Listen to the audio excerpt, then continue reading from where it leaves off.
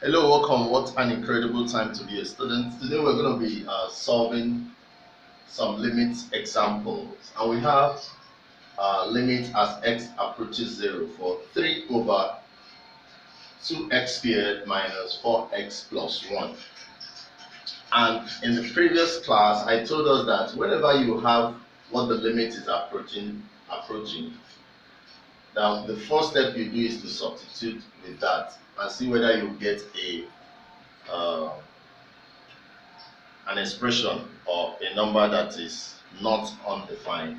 So when we substitute 0 into anywhere we see x, we'll have 3 over 2 times x squared here we are substituting with 0, minus 4 times x we are substituting with 0, plus 1. So when we do this, we have 3. 0 squared is 0. 0 times 2, 0. Minus 4 times 0, 0. So everything here is 0. So you just have 3 over 1, 3 over 1, and that is 3. And this is not undefined. It's a real number. So this is the limit as x approaches 0 for this expression. Now let's take number 2. The limit as x approaches 0 for this very expression, 1 minus square root of x all over 1 minus x is equal to, anywhere we see x, substitute 0, since that is the limit. So we have 1 minus root 0 all over 1 minus 0. Root 0 is 0, 0 is 0. So you have 1 minus 0 over 1 minus 0, which is 1. So this is also not undefined. So you leave it, that is the solution. Now if you come to this place and you substitute with infinity, you're going to find out that you might be getting infinity over infinity. So for this, you need to do some manipulations to help you get your answer. And first of all, what you need to do is to expand this in order for you to get what this is. This is 3x plus 1 squared. So you can have 3x plus 1, 3x plus 1. Then you put this where it should be, put this where it should be.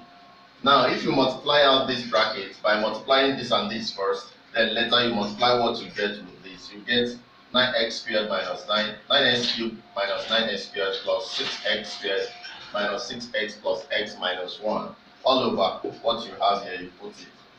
Now, because we have a solution like this, like we said in the algorithm that we stated at first, we said that whenever we have issues like this, if you substitute through with infinity, you're not going to get an expression like this. So for a problem that has to do with infinity, that doesn't have not undefined solution, what you do is that you divide through by the highest power of x in the denominator.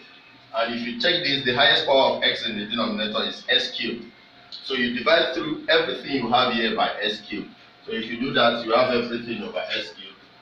Now down everything over s cubed. So if you take them out, you're going to be having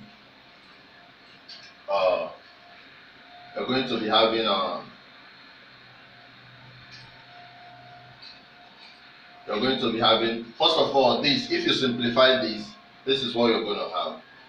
So when you have this and you divide through by x cubed, which is the highest power of the denominator, you're going to be having x cubed divided s cubed, you have 9. This divided by this, you have 3 over x. This over this, you have this. This over this, you have this. The same thing with this, you have 1 over x3 minus this over this is 1. So once you have this, you can see that your problem is half solved, because everywhere you have x, you can simply put in your infinity.